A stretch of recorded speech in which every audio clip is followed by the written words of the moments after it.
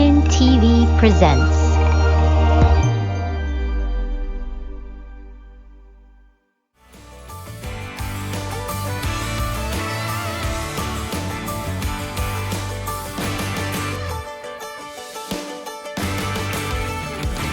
Faith and Hope with Sweet Tea and Sass, encouraging couples to reconnect with God and with each other so they can live their happily ever after too. They can hear us.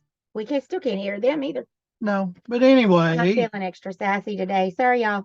anyway, welcome back. And He was gone all day yesterday. I we didn't hope- have anybody to sass at.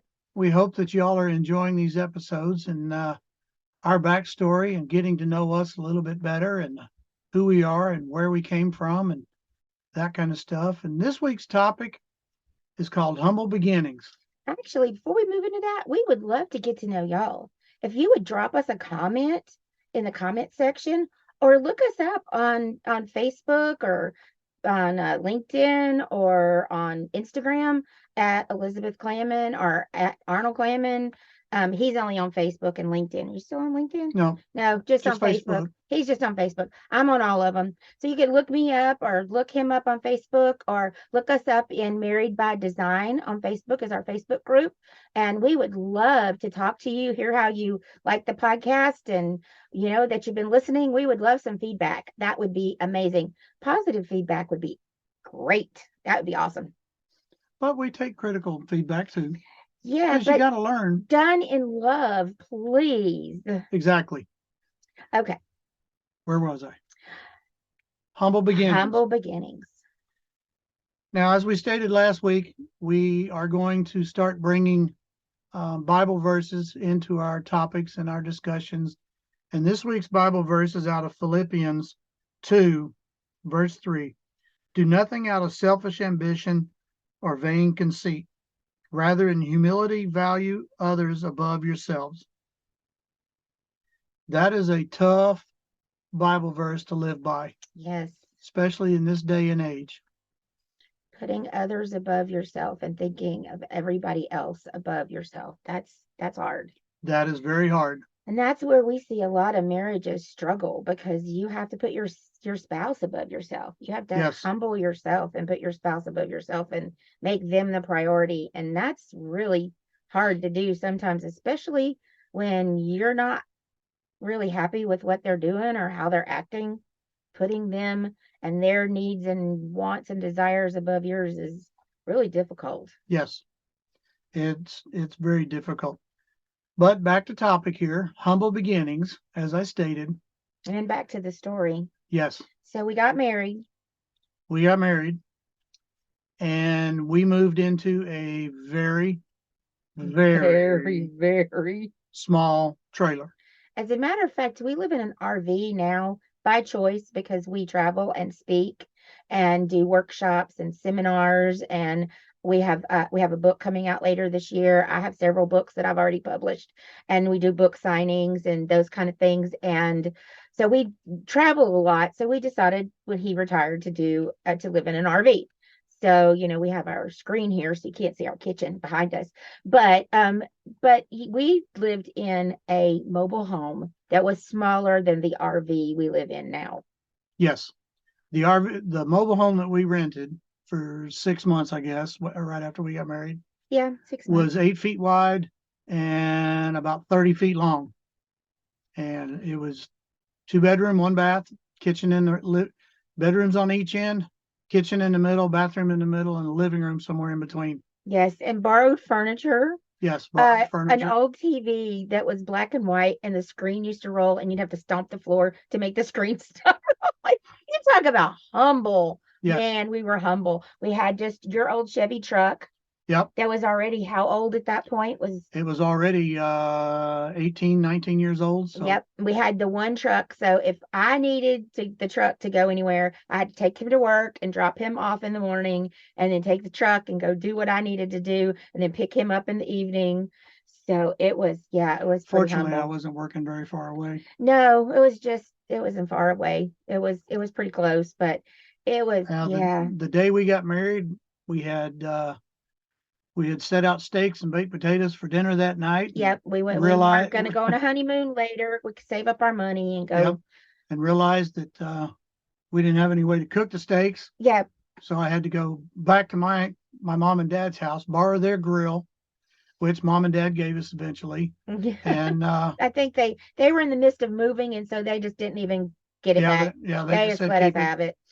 And got their dining room furniture and that they had since you were like a baby. Since I was 5 or 6 years old, so it was very humble beginnings. Yep. And then he went and got the grill and came back, and he's grilling the steaks. I'm going to make baked potatoes and I was going to cook a can of corn. We didn't even have a can opener. We had not had a shower because we planned the wedding so quickly that they didn't give us our wedding shower until a week after we got married. So we had just what dishes and things that he had when he lived in an apartment by himself after high school for like a couple months, maybe 4 months. Maybe. And so his mom and dad, had those packed up in boxes. They gave us to him. They gave them back to us. We had practically nothing. And so I had to open that can of corn with a knife. I still have all my fingers. So, but I have done that since then and have had to have stitches because I'm obviously not as good with a knife as I used to be. Yeah. Yeah. So it's humble beginnings is it makes you appreciate where you are now in life. Yes, when you look back on those times. I think we were able to survive those times because we had lots and lots of, I was going to say love at first sight, but looking back at it now, I would say it was more like severe case of infatuation. Lots of infatuation. Yes. And we were living off of each other's affections and what little money we had coming in is yep. Something else. After we got married December 8th, and after the holidays, I got a job at a daycare in the mornings working with 2-year-olds until noon. And then I got a job at another daycare working in the after school program, watching the kids. He was working at a mechanic shop. And so, we were not highballing it. We were not making lots of money, but we were getting by and we were doing all right. And then maybe a week after we got married, he comes home from work one of those days where I didn't need the truck and he had the truck all day. He tells me he has to run an errand after work. He comes home with a cat. Does not tell me he's getting a cat, a full-grown cat, not a kitten, full-grown cat, comes bebopping in the house with a cat. And I'm like, why do you have a cat? And he goes, I went to the pound and got you a cat. And I said, I didn't want a cat. I'm a dog person. Now, this is some things that we didn't cover in the 4 months we were dating. We didn't discuss pets. I mean, I like cats. They're okay. They're fine. I mean, we have 5 of them right now in an RV.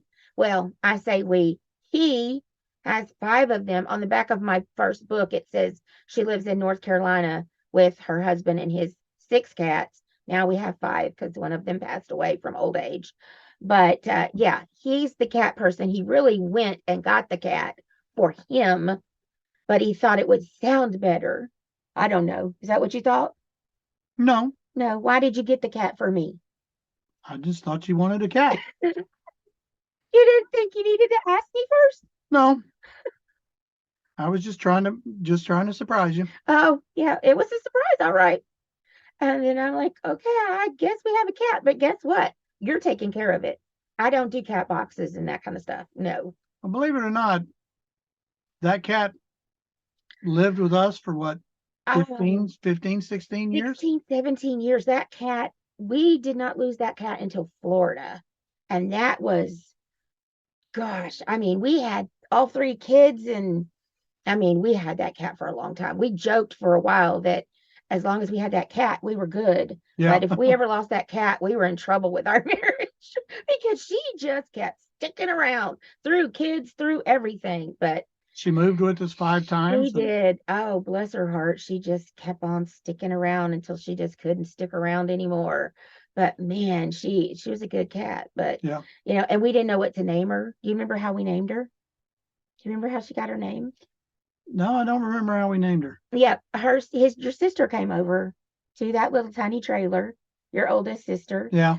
and the cat came flying up. She was sitting on the couch. The cat came flying up and jumped over her and did a flying somersault into the kitchen. And your sister said, "Well, hello, Squirt." Yeah. And it stuck. And that cat was named Squirt for the rest of her life. Bless her heart. She never had a decent name. But Well, there's nothing wrong with Squirt. I guess for a cat, I mean, but So we lived so in. I learned an important lesson. My husband loves cats. Yeah. And this is something I obviously have not paid close attention to because I took in a pregnant stray, is how we ended up with the ones we have now. I took in a pregnant stray because I felt sorry for her. And now I didn't get the kittens given away fast enough before he named them and got attached to them. I like cats. What can I say? Yeah, well, he gets that from his mother. He has a heart of gold, and his mother had a heart of gold. And that was his mother's favorite thing she was looking for the most of us moving here to Texas, where she was that we were going to have the cats with us. And she was going to get to come out here and see the cats and pet the cats every day because his dad hated cats. And that might be part of the reason he loves them so much, because of his mother loving them and his dad hating them, because pretty much anything his dad liked then or hated, he was going to do the opposite. It was just, it's kind of a father-son thing sometimes, I think. I think so. Yeah, fortunately, we don't have that with our son. Him and our son are two peas in a pod. Thank God. Thank you, God. We didn't have that whole male. I don't know. I don't know how to say it politely on a Christian network, but I know how my family said it. A contest. Yeah. You guys can guess what kind of contest. So we stayed in this small camper, or not camper. Stayed in this small trailer for about 6 months, and the lot where we were renting the camper from put a notice on our door one day and said rent was going up. And Oh, do you remember what? well, we also now had a puppy, and Yeah, somebody 'cause I complained like about dogs. the puppy, so we But we were weren't given allowed to have dogs. we were given notice that it was time for us to move out. So He was contraband. we started looking, and His name was Dexter, and we he was found contraband. we found a place that sold used mobile homes, and we found another RV park that had an opening Trailer for park. trailer park. He's got RV on the brain Yeah, now. I got RV on the brain. But we found another trailer park. We're still what we thought we thought we were living high. We're moving on up. Yeah, we went from a 30-foot trailer to a 70-foot trailer, 3-bedroom, 2-bath. We brought 2 of our 3 children home to that trailer. Yeah, we did. I mean, it was still humble beginnings. But we were okay. We owned it. Yep, we owned it. We were able to put a substantial amount of money down on it and pay it off rather quickly, and then that was always important to us. Yep, to own it, to be able to be not have the debt. We wanted from the very beginning, everything we did, we wanted to be able to pay cash for, or to be able to pay off quickly in a matter of a year or less. Yep. And we were able to do the same thing with that trailer, that second trailer that we had. And no, the first one we just rented. Yeah, the first one we just rented. That's the second one we bought. Paid outright. And that's why we bought a repoed one that somebody had repoed. It was in good shape. It wasn't anything wrong with it. It wasn't torn up or anything. Just needed a new home. It just needed somebody to take it. And so we took it, and we didn't have to do any work to it, and we got it for a good price. So, and very humble beginnings, but man, your family was not happy. No. His family did not like our humble beginnings. They tolerated it. They were not, they were displeased. Your dad especially. Well, they tolerated it, but your dad was especially displeased. Yeah, because just go ahead and tell him. He wanted us to be in a brick and mortar home, and to have a home, but that's not what we wanted. That's not who we were. But I mean, Of course, we doesn't didn't know who we were at that time. no, we were still figuring it out. But doesn't every dad want that though? You would hope so. I mean, every dad wants their child to do at least as well as they're doing. You would hope every dad or mom would want their kids to do as well or better than what they started out. I wanted better and more for ours. But I didn't know how mom and dad started out. I didn't know if they were in an apartment or a house or what They didn't do a podcast. before they joined the Air. Well, they didn't tell us any of those stories before they joined the Air Force. And No, and they after didn't Dad joined the Air Force, all of his housing was was provided by the military. So it was own some houses. not until he got up in rank and after I had 3 small sisters did he start buying homes. Before that, we always lived in base housing. Yeah. So homes were always provided for. So, but when and we're those talking, weren't much better than where we started in humble beginnings. I don't know. We never lived in military housing, but when we're talking about humble beginnings, we were fine with our humble beginnings. But sometimes your family is not as fine. My family wasn't okay with our humble beginnings either. We were okay with it, but neither one of our families were happy with the choices we were making. But sometimes as adults, you have to make your own choices. You have to make your own decisions. And sometimes as parents, and I will tell you, having been through this with our 3 adult children, we haven't always been happy with the choices our children have made. No. But we have to let them make their choices. Even if we know they're going to fall flat on their face, we have to let them make their choices and then stand back. We have to stand back and pray for them and be prepared to pick them up when they fall on their face and help them however we can, or be in prayer and be listening and in tune to the Holy Spirit to say, is this something God's trying to teach them? And if we intervene, are we intervening where God is trying to teach them something? And we intervene, then are we intervening in the lesson that God's trying to teach them? Are we causing a conflict in that lesson? Right. So it's right. And we don't want to do that because then we're just delaying the lesson that they need to learn. And that's not a good thing. But our family was not okay with our choices, any of our choices. No. Matter of fact, after we got married, we decided to change churches from where my parents went. And that was a big conflict. I was raised Baptist until I was in high school, and then mom and dad switched to Assembly of God. And I was raised very Southern Baptist. And then after we got married, with my grandmother, we continued going to church where mom and dad went, and that just wasn't working out. So. There were no young couples. There were no young married couples. There were youth and older married couples with children, but there were no young couples without kids our age. Right. And so it just wasn't it just wasn't where God wanted us to be. And we started looking, and we found another church that a Baptist church. Happened to be a Baptist church. But it had a slew of young married couples in that church our age and just getting started. And so they were in the same boat we were. So we changed churches, and that didn't please our parents either. But we found a community. And that's important. Like it says in the Bible, though, man and woman will cleave unto themselves and leave their family and basically start a family of your own, and that includes a church family. Right. And you have to go where God's called you to go. And so changing churches was another step in our growth, in our relationship toward each other, but our relationship toward God as well. And because of that change, it created more conflict within the family. Your family. With my family. And my family didn't go to church. So, my parents, my mom and stepdad didn't go to church anywhere. So, and my grandmother didn't care as long as we went. Right. As long as it was a Bible preaching, Bible believing, Bible teaching church, she didn't care as long as we went.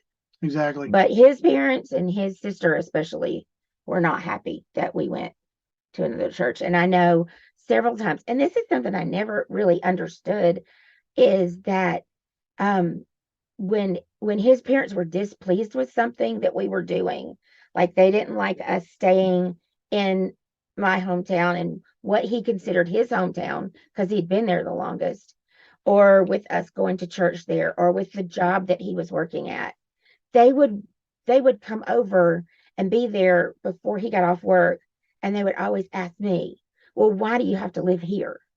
Well, why does he have to work there? Well, why do you have to go to church there? And it always seemed really strange to me Well, they that never asked me those questions. why wouldn't you ask your son if you weren't happy with what they were doing? Why wouldn't you? I mean, I would go to my child and say, why are you doing this? Explain this to me. And I found out since then with our children, they did the same thing with our children. Our daughter and her husband, they would ask her husband instead of asking her. So I don't know why. I don't know why they did that. I don't know. I don't know. It just Maybe they're trying to avoid confrontation. I don't know. maybe, I guess maybe they thought because we were the in-law, maybe we wouldn't confront, but it was actually the opposite of that. I'm the confronter. Yeah, I don't know if y'all noticed that, but I'm the one that just a little bit. I don't like things hanging open. I don't like the passive aggressive stuff, and I don't like the yin yin yin yin. If you've got something to say, if you need to tell me something, if there's a conflict going on, just come and tell me. Just come and be forthright and upfront and tell me, and let's discuss it and let's get it over with. Don't just leave it hanging, and don't just try to, behind your back. That's just not okay. I That's don't like that. that's the same way in your marriage. When you have issues that come up in your marriage, you need to be forthright and Yes. upfront. Don't let anything stew, because if you let it stew, it's just going to continue to fester. And there were many, many, many, many. There have been many, many, many nights that you and I have crawled in bed to go to bed, but ended up staying up until 3, 4 o'clock in the morning to get things worked out and to get things finalized. And Hashing it out. we made a promise that we'd never go to bed angry. And there were many nights that I'd have an hour of sleep before I had to get up and go to work the next day. Yep, me too. And it's just something that we've always done. We've hashed it out before we've gone to sleep. Right. We are not ones to just leave it. Now, if you're really angry, if you're both really angry, what we have always done is we go opposite directions. He'll go for a walk one way and I'll go for a walk the other way, or he'll go to one end and I'll go to the other end.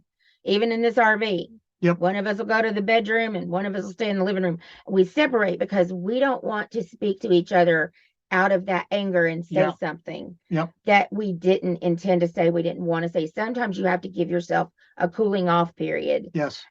Because we both have bad tempers. We both do. I got a Cajun temper that is from here to gone. And I got an Irish temper. So they don't mix. Couldn't tell it by all this white stuff, but no, there's Irish in there. Yeah, his mother was a McDougal, so that's about as Irish as you can get.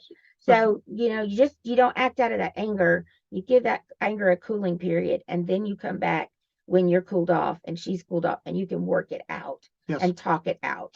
But don't yell it out. Don't fight it out. And that's what we're going to talk about in our next episode, learning to live together.